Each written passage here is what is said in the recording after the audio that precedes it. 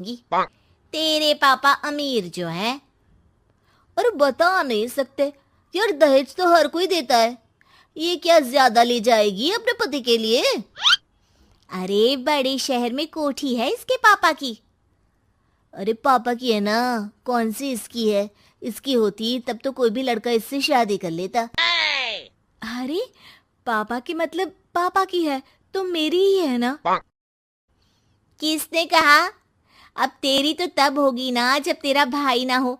वैसे भी शादी के बाद सारी प्रॉपर्टी भाई के नाम होती है। सृष्टि समझ जाती है कि उसे किसी भी हालत में माँ बाप की सारी प्रॉपर्टी को अपने नाम करना है, लेकिन कैसे?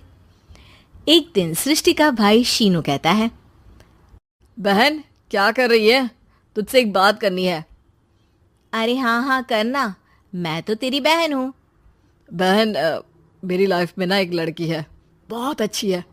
मैं सोच रहा हूँ माँ और पापा से बात करूँ शादी के लिए।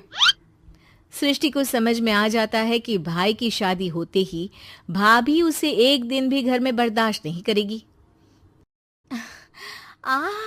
क्या बात है भाई, बताना कौन है वो?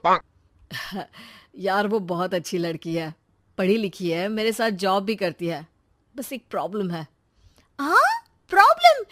क्या प्रॉब्लम है भाई? यार वो शादीशुदा है, लेकिन उसके पति ने उसे सिर्फ इसलिए छोड़ दिया क्योंकि उसके माँ बाप दहेज नहीं दे पाए। सृष्टि ये सुनकर न जाने क्यों खुश हो जाती है। अरे भाई तो क्या हुआ, लड़की तुझे तो पसंद है ना? शीनू को लगता है कि बहन उसे समझ रही है। वो इस बात से अनजान होता है कि उसकी बहन की मंशा पूरा घर हड़पने की है। सृष्टि अपनी माँ से कहती है, मम्मी मुझे तो बहुत चिंता है, पता है शीनू क्या कर रहा है? अरे क्या कर रहा है? वो तो काम पर जाता है और वापस घर आता है। नहीं ना माँ, वो यही तो नहीं कर रहा, बाकी सब कर रहा है। आपको पता है उससे प्यार है, और वो भी एक शादीशुदा लड़की से। हैं? ये क्या हो गया? मैं सोसाइटी में क्या मुंह दिखाऊंगी? अरे तेरे पापा तो यही कहेंगे कि मैंने ही उसे बिगाड़ दिया है। माँ देखो, मेरी बात मानो, पापा पर भी विश्वास करने की जरूरत नहीं है। अब आप ही बताओ, पापा इतनी देर घर के बाहर रहते हैं क्यों, बोलो? अरे बेटा वो तो नौकरी करते हैं ना। तू बहुत भोली है माँ। पापा का ऑफिस तो 7 बजे खत्म हो जाता है, लेकिन देखो कितनी देर से आते हैं। अरे नहीं नहीं बेटा, ऐसी कोई बात नहीं है। सृष्टि माँ को एक औरत से बात करते पिता की फोटो दिखाती है। देखो माँ, कैसे हैं पापा?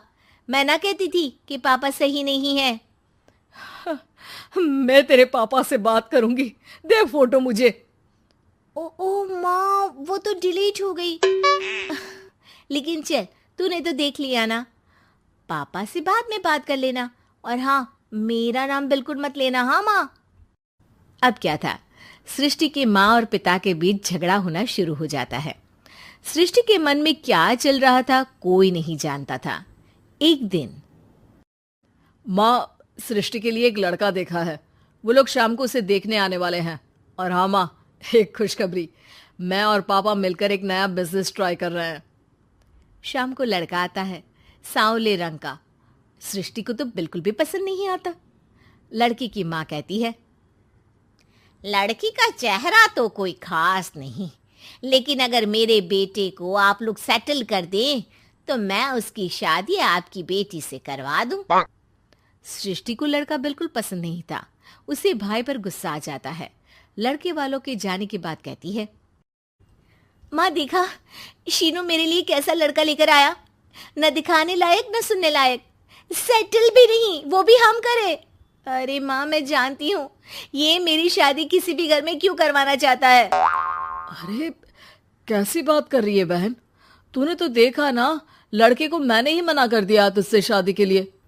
जिसने लड़का बताया था उसने उसकी बहुत तारीफ की थी।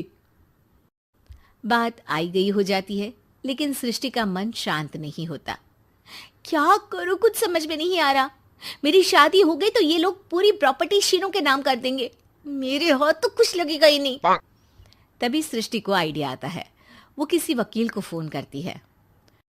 जी देखिए, अगर आपके मम्मी पापा का तलाक हो जाता है तो आपके पिता की आधी प्रॉपर्टी आपकी माँ के नाम हो जाएगी, फिर उसे वो किसी को भी दे सकती है।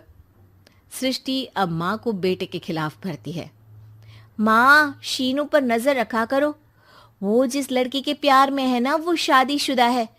यहाँ आएगी, सारा पैसा, रुपया, जमीन, जायदाद सब हड़प लेगी। पापा का भी हाल तुमसे छुपा नहीं है। ऐसा ना हो कि मैं और आप एक दिन सड़क पर भीख मांगे। हे भगवान, मैं तो जीते जी मर जाऊंगी अगर ऐसा हो गया तो। ऐसा हो गया नहीं माँ, ऐसा ही होगा। अभी समय है, आगे का सोच लो। मैं तो कहती हूँ पापा से आधी प्रॉपर्टी लेकर अलग हो जाओ। पापा की आधी प्रॉपर्टी भी हम लोगों को अगर मिल जाती है ना तो अगले 7 जन्म सफल समझो। बेचारी माँ बेटी के कहने पर पति से तलाक लेकर अलग हो जाती है। सृष्टि अब पैसों से गाड़ी और अपने दूसरे महंगे शौक पूरे करने लगी। उसके दोस्त भी उसके पैसे इस्तेमाल करते। सृष्टि, कल तुम कहाँ थी? मैं सारा दिन घर पर अकेली थी। तो मैं क्या करूं? मैंने ठेका तो नहीं लिया है ना तुम्हें संभालने का। माँ को सृष्टि से ये उम्मीद नहीं थी। वो बैठकर रोने लगती है। वहीं उसका पति यानी कि सृष्टि के पिता आ जाते हैं। मैं जानता था कि तुम्हारा यही हाल होगा, तो आपने मुझे रोका क्यों नहीं? मैं रोकता तो तुम रुकती क्या? सृष्टि के कहने पर तुमने मुझ पर अपने बेटे पर शक किया, लेकिन तुम ये भूल गई कि कैसे हम दोनों ने मिलकर जीवन में इतना सब खड़ा किया। माँ पति के गले लग जाती है। मुझे माफ